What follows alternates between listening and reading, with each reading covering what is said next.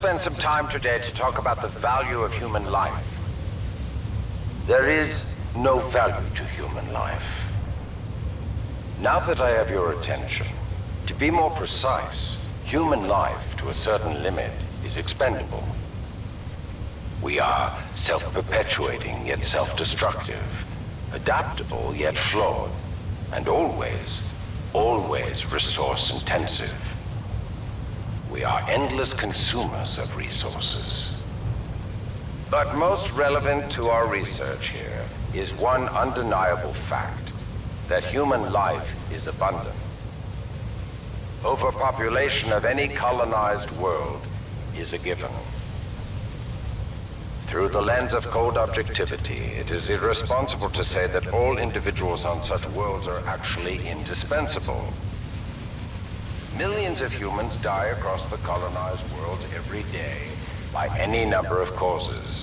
Human life is expendable. Now our problem is twofold. On the one hand, we are faced with a hostile frontier populace opposed to our commercial pursuits for the greater good.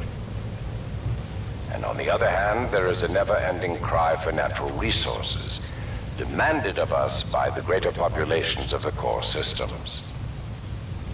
We must have order on the frontier if we are to achieve true progress, but the militia, in its provincial myopic lack of vision, refuses to accept this. Now the bitter truth. Reinforcements from the core systems will not arrive for several more years. The militia gains strength day by day, taking back one planet after another. Our choices are limited. Drastic action must be taken. Again, I remind you all of one simple truth, that human life is abundant. And, as distasteful as it may sound, human life is, in truth, expendable. And so that brings us to this planet Typhon, where we have discovered a gift, a machine that will do more than change the tide. Call it fate, call it evolution, call it what you will. The truth is, we have discovered our resolution, and in it lies a weapon with a powerful ability to fold space and time. We don't know who built it, but we do know that it is quite old.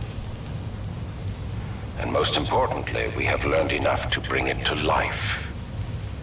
As we use this fold weapon, we will manipulate space-time targeting anything we desire, sundering entire planets.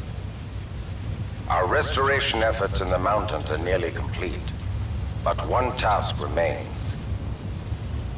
We must complete a small-scale test here first, to tune the power source, or the arc, as our colleagues tend to call it. Transfer the power source, the arc, to the full-scale site, and destroy one populated militia planet and then another until they capitulate. We will open an Einstein-Rosen bridge sending through thousands of concentrated gravitational waves. This will rip apart and sunder every molecule, every atom, and every living thing we target, resulting in total loss of life.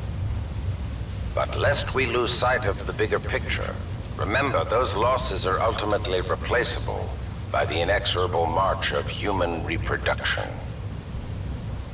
By decisively neutralizing the militia forces, we will in fact safeguard the existence of the human race, extending its reach and power towards a prosperous and bright future.